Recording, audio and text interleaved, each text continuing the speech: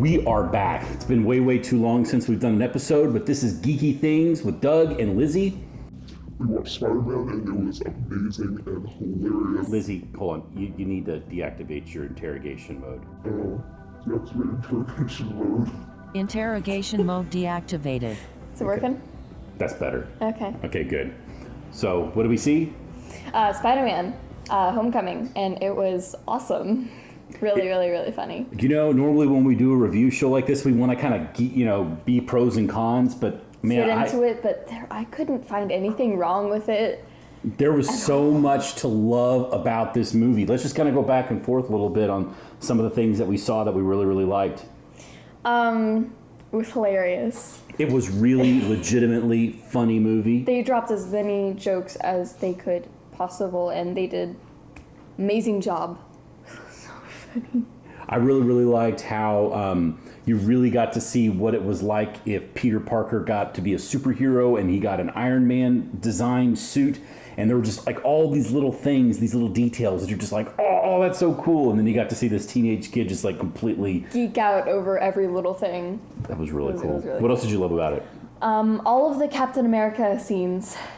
So yeah, that was really good. The first one was in gym, I think, and he was going through all like the sit-up stuff, and he's like, "You're a gym teacher," and then he gestures, and except the gym teacher is on the other side. It was really funny. All these public service announcements from Captain America. That was great. And then the one in detention was my favorite. So you ended up in detention, blah blah blah blah blah blah. That's good stuff. One of the things there were a bunch of like really cool moments in there that were just really fun and they stand out on their own. But I also just really enjoyed the story and how all the pieces kind of fit together. There was a decent twist at the end, which I thought was really pretty cool. But it just felt like a very real, down-to-earth, believable kind of story, except for the fact that he's sort of a superhero and trying to really come to grips about whether he was going to be a teenage kid who wanted the things that a teenage kid wants, or whether he wants to be a superhero who's got more responsibilities. Kind of shows more of the struggle of keeping a secret identity. It's not as easy as being Spider-Man. I mean, not Spider-Man, Iron Man, where everybody knows he's already Iron Man already, but he doesn't have to ditch his date at prom or homecoming or whatever it was. That was one of the things that really occurred to me. I thought was like a fun little irony. Is like, here he is, like really struggling about whether or not it's okay to show up at this party as Spider-Man. Yeah. Even if he didn't really reveal his identity. But that like totally happened in the second Iron Man movie. That Iron Man throws this big party like as Iron Man. And like he had no compunctions about that at all in Iron Man. But Peter Parker's like kind of taking the high road. Mm-hmm. It was pretty cool. What else did you like about it?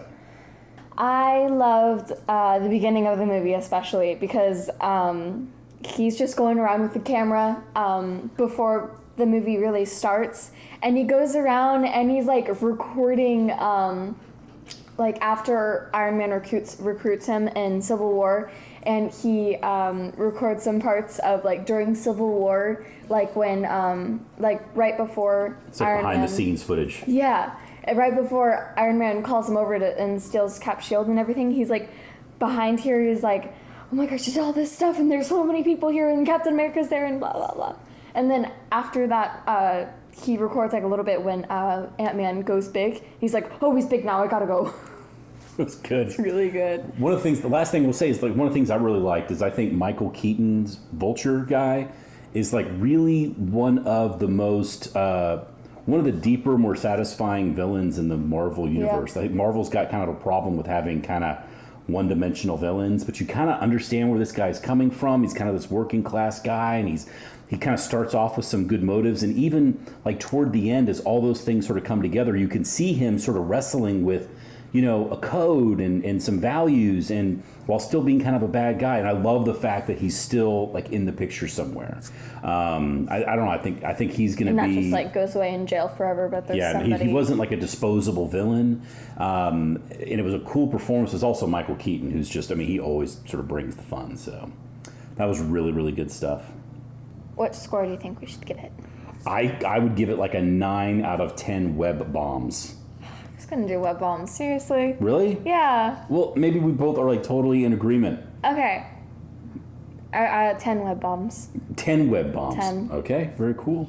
Oh, one last thing. If they're watching at Marvel, one of the things I really, really want to see in the next movie is what happens when Spider-Man goes into insta-kill mode. Insta-kill mode activated.